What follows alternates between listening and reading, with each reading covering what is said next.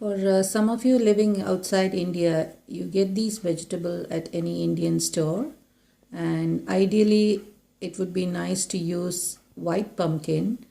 Since I don't have it, I'm replacing it with squash, but mostly these are the vegetable that goes with avial well. Hi, today we'll see how to make a very tasty Indian yogurt based vegetable which is called avial. And to do this, we need pumpkin, squash, beans, little bit of eggplant, drumstick, yam, green peas, coconut, yogurt, green chilies, salt, and curry leaves.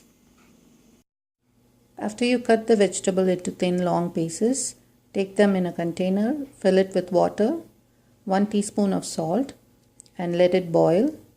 Make sure it gets cooked well, but at the same time it shouldn't be overcooked. So keep stirring once in a while. Now I'm going to be grinding the fresh coconut, green chili, and half of the yogurt into a fine paste. And you can also add cumin seeds. It's optional. Some people like it, but I'm not adding today. Now you can see that the vegetables are fully cooked, and I'm going to drain the excess water.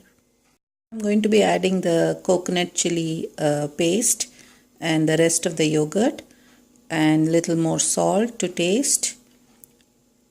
After adding the yogurt and coconut paste, stir it well and just leave it for a few minutes in the stove and add curry leaves on top, and then on top of it I'm going to add hot coconut oil.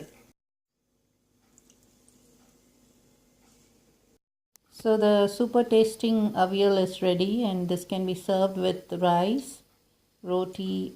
I'm serving with a dish called adai, which is made out of rice and a lot of different types of dal.